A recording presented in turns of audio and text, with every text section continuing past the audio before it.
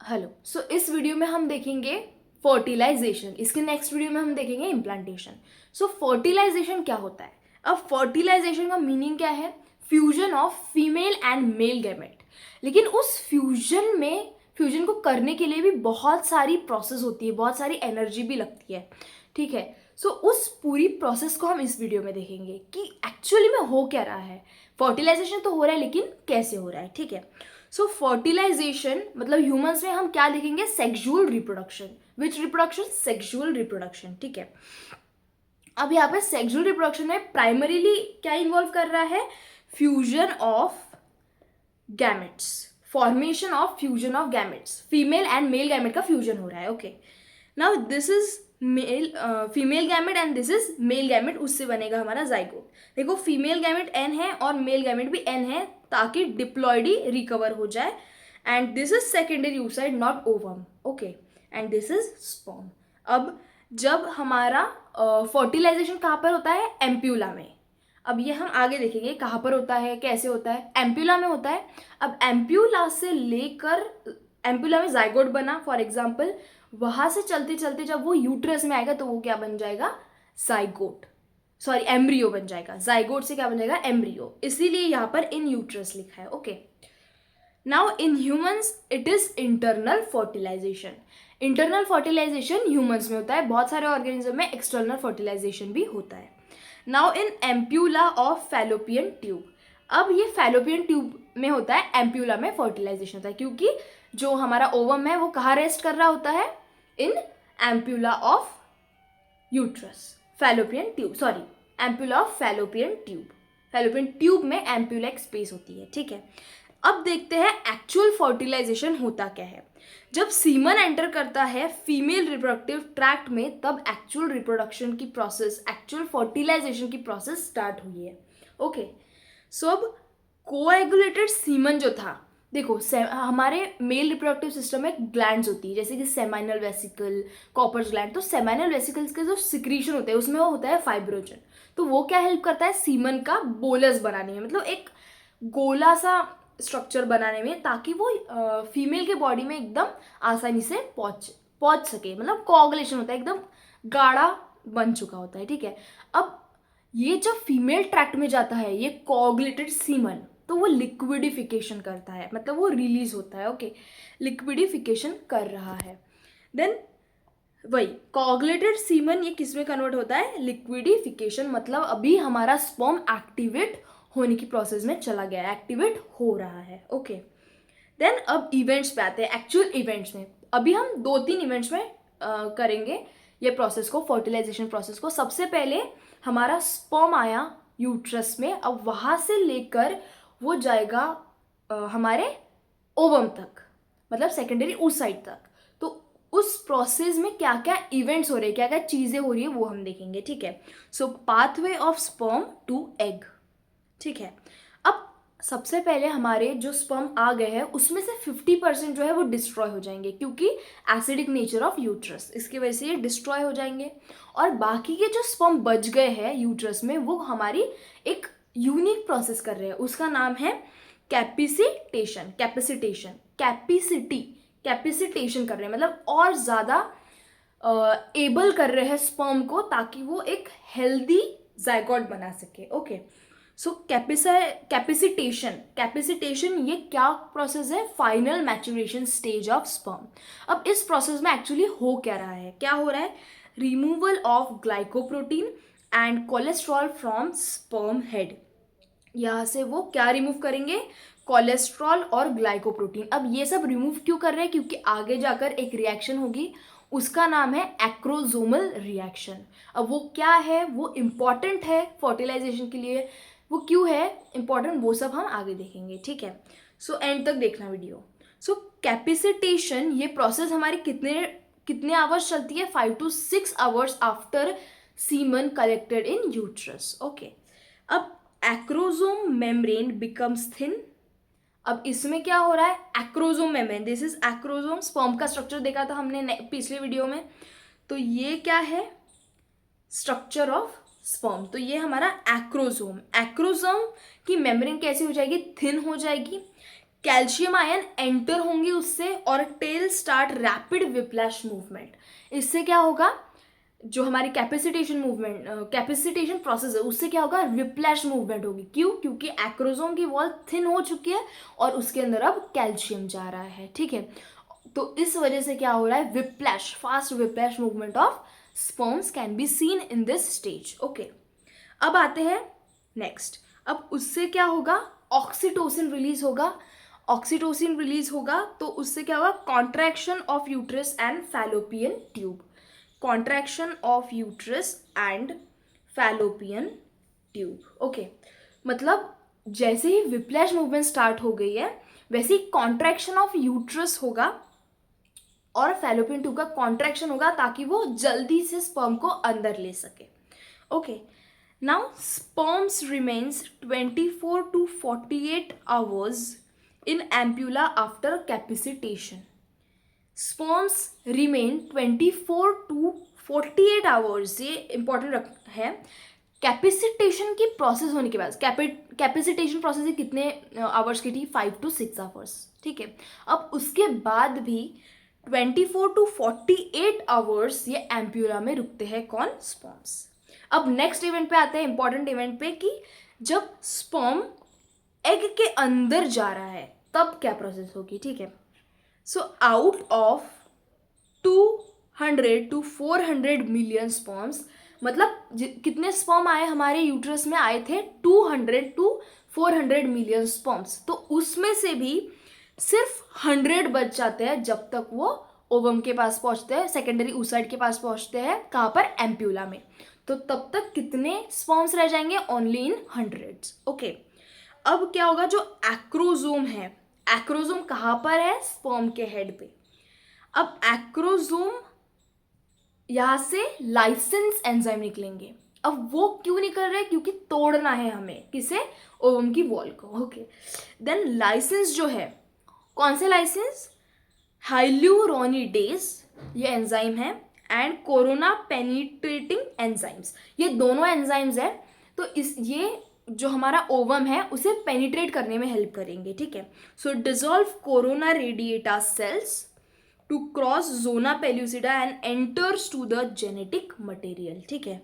Hyaluronic acid, जो hyaluronic acid जो होता है उसको डिस्ट्रॉय करने वाला सब्सटेंस है हाइल्यूरोनिडेज, और कोरोना पेनिट्रेटिंग एंजाइम जो कोरोना रेडिएटा सेल्स है उससे पेनिट्रेट करने में हेल्प करता है ये enzyme. Okay, so this is ovum, this is zona pellucida, जो रेड वाली दिख रही है ना वो जोना पेल्यूसिडा है, and this is ZP3 and ZP2 receptors है। ये रिसेप्टर्स क्यों होंगे, जब स्पर्म आएगा उसके काम में आएंगे ये रिसेप्टर्स, वही सिग्नल देंगे, ठीक है। और ये हमारा स्पर्म है। तो ये जो हमारा ओवम है has fertilising receptor protein which is known as ZB3 and ZP2, और ये क्या करेंगे, बाइंड करेंगे anti fertilizin of sperm, which binds with anti fertilizin of sperm. मतलब फर्टिलाइजिन रिसेप्टर ये बाइंड कर रहे हैं एंटी फर्टिलाइजिन ऑफ स्पर्म, और ये क्या कॉम्प्लेक्स रिएक्शन कर रहे हैं, fertilizin and anti fertilising reaction. अब ये रिएक्शन क्यों हो रही है, टू एनहांस फर्टिलाइजेशन। अब जो ये फर्टिलाइजिंग रिसेप्टर है ये स्पेसिफिक होते हैं सारी स्पीशीज के लिए। Okay, so specific fertilizing anti-fertilizing reaction is also called compatibility reaction, क्योंकि ये स्पेसिफिक है स्पीशीज के लिए। ओके, अब इतना समझ गया। अब देखते हैं हम एक्रोजोम रिएक्शन। सबसे पहले क्या हो रहा है, एक्रोजोम रिएक्शन। अब एक्रोजोम रिएक्शन क्यों होगी, क्योंकि स्पर्म को एंटर करना है किसमें, ओवम में। ओके, सो अब सबसे पहले स्पर्म का हेड टच हुआ कोरोना रेडिएटा को, कोरोना रेडिएटा से वो क्रॉस करेगा जोना पेल्यूसिडा को। तो कोरोना पेनिट्रेटिंग एंजाइम से उसने क्रॉस कर लिया है, अभी जोना पेल्यूसिडा तक वो चला गया है।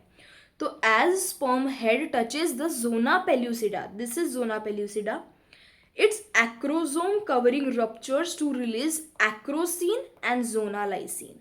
अब ये जोना लाइसिन एंजाइम भी रिलीज करेगा और एक्रोसिन भी रिलीज करेगा ताकि ये इसके अंदर जा पाए। तो कौन से lysins, acrosin and zona lysins, ये पेनिट्रेट इसके थ्रू, मतलब ये डिसॉल्व करेंगे जोना पेल्यूसिडा को और हमारा स्पर्म ओवम के अंदर चला जाएगा, सेल मेम्ब्रेन के अंदर। तो ये देखो क्या हो रहा है, तो ZP3 ZP4 ये रिसेप्टर्स है, ये न्यूक्लियस है, ये कॉर्टिकल, ये हमारा ओवम है, ओके। कॉर्टिकल ग्रैन्यूल्स, इसके अंदर क्या है, एंजाइम्स है, ठीक है। This is plasma membrane, this is zona pellucida, this is perivitelline space, और ये है कोरोना डेटा सेल्स। ये जो पर्पल कलर के दिख रहा है ये है हमारा हाइलुरोनिक एसिड। अब इतने सारे कंटेंट को उसे डिसॉल्व करके जाना है अंदर, ठीक है, ठीक है। तो अभी ये अंदर चला गया। अब अंदर चला गया, उसके बाद क्या होगा, अंदर जाने के बाद बाकी स्पर्म्स अंदर क्यों नहीं आ पा रहे हैं, ठीक है। तो क्यों नहीं आ पा रहे हैं, क्योंकि ये पॉलीस्पर्मी मतलब बहुत सारे स्पर्म को एंटर करने से ओवम के अंदर ये रोकता है। अब कौन सी प्रोसेस रोकती है वो देखते हैं हम। तो इसमें 2 प्रोसेस होगी, फास्ट ब्लॉक होगा और स्लो ब्लॉक होगा, किसका, पॉलीस्पर्मी का। अब फास्ट ब्लॉक में क्या होगा, सबसे पहले जब हमारा स्पर्म एंटर करेगा, जोना पेल्यूसिडा को टच करेगा, तो उससे क्या होगा, जो सोडियम वोल्टेज गेटेड चैनल्स है वो ओपन होंगे, उससे क्या होगा, सोडियम अंदर चला जाएगा ओवम के। अब इससे क्या होगा, ये जो नेगेटिव एंड पॉजिटिव साइंस हैं वो ऑल्टर हो जाएंगे, मतलब मेम्ब्रेन क्या हो जाएगी, डीपोलराइज हो जाएगी, उस साइड मेम्ब्रेन डीपोलराइज, और ये फास्ट ब्लॉक करता है पॉलीस्पर्मी को। अब स्लोली एकदम रिजिडली ब्लॉक कौन करता है, स्लो ब्लॉक। अब स्लो ब्लॉक कैसे करता है, same, voltage gated channels open हो जाएंगे, सोडियम एंटर करेगा। अब ओवम है, उसके अंदर रेटिक्यूलम होगा, सार्कोप्लाज्मिक रेटिक्यूलम होगा, उसके अंदर क्या स्टोर होते हैं, कैल्शियम आयंस। अब सार्कोप्लाज्मिक रेटिक्यूलम ये क्या रिलीज करेगा, कैल्शियम आयन, और वो टकराएगा हमारे वेसिकल्स को। ये कौन सी वेसिकल थी, कॉर्टिकल ग्रैन्यूल्स थे, हमारे कॉर्टिकल ग्रैन्यूल्स थे, वेसिकल्स में स्टोर थे। अब ये टकराएगा कैल्शियम आयन वेसिकल्स में, और क्या रिलीज करेगा, पेरीविटलाइन स्पेस में हमारे जो एंजाइम्स थे, कौन से ग्रैन्यूल्स थे, वो रिलीज करेगा। अब क्या होगा, enzyme breaks ZP3 and its content filled up perivitelline space, zona pellucida hardens.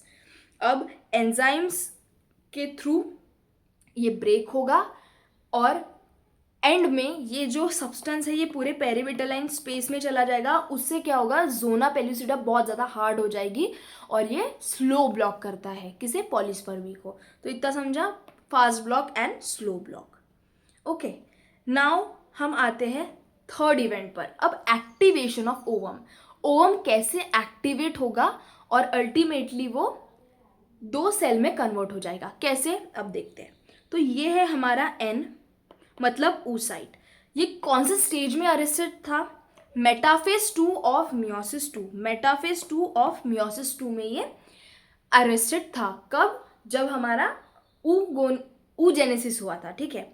अब ये जब फर्टिलाइजेशन हो जाएगा, उसमें क्या होगा, डिवीजन स्टार्ट हो जाएगा। तो फाइनली ये ओवम में चला जाएगा, और जो हमारा एक पोलर बॉडी बन जाएगी। क्यों पोलर बॉडी बनेगी, क्योंकि हमें पूरा साइटोप्लाज्म किस में देना है, ओवम में, फॉर न्यूट्रिटिव और for healthy ovum, okay, healthy zygote.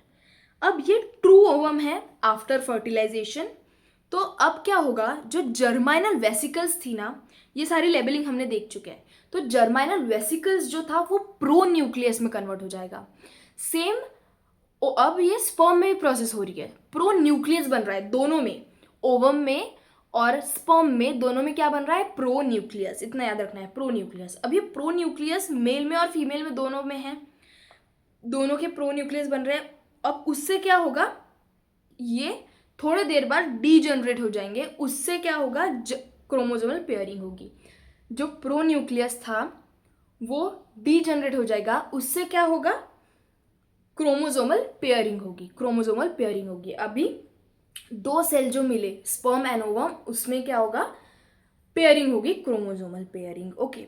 अब ये जो क्रोमोसोमल पेयरिंग हुई है उसे हम क्या आगे जाके और क्या होगा, सिन कैरियन, सिन मतलब एक साथ, कैरियन मतलब न्यूक्लियस। अब एक साथ दो न्यूक्लियस आ रहे हैं, जो एक्टिव न्यूक्लियस है वो आ रहे हैं, ठीक है। अब इस प्रोसेस को क्या बोलते हैं, सिंगैमी प्रोसेस और कैरियोगैमी प्रोसेस।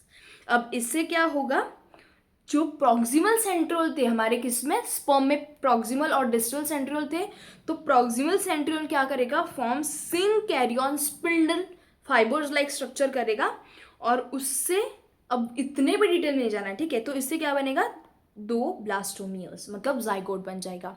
अब दो ब्लास्टोमियर बन जाएगा, इसमें आगे जाकर क्लीवेज। अब इस स्पिंडल जो बन रहे हैं, कौन से स्पिंडल, सिन कैरियन स्पिंडल, उसमें कौन सी प्रोसेस हो रही है, क्लीवेज प्रोसेस। अब उससे क्या होगा, हमारा दो ब्लास्टोमियर्स बनेंगे, जाइगोट बनेगा। अब दो ब्लास्टोमियर्स बन गए, उससे आगे हमारी क्लीवेज की प्रोसेस होगी, वो हम कौन से वीडियो में देखेंगे, इम्प्लांटेशन के।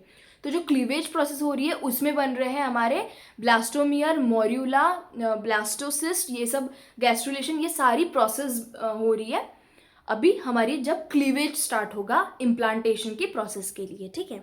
सो ये हमारी पूरी प्रोसेस हुई फर्टिलाइजेशन। अगर आपको समझ रहा हो इन वीडियो से तो सब्सक्राइब करें, लाइक करें और बेल आइकन को सब्सक्राइब करें, मतलब क्लिक करें, क्योंकि इससे आपको सारी वीडियोस की नोटिफिकेशन आ जाएंगे। ओके, सो थैंक यू, इतना ही था। अभी नेक्स्ट वीडियो में हम इससे और डिटेल में जाएंगे कि इम्प्लांटेशन की प्रोसेस, अब ये दो जो ब्लास्टोमियर बने थे उससे आगे कैसे हमारा पूरा बेबी बन रहा है, एक पूरा एक लिविंग बॉडी बोल सकते हैं, लिविंग बॉडी बन रही है। Okay, so thank you.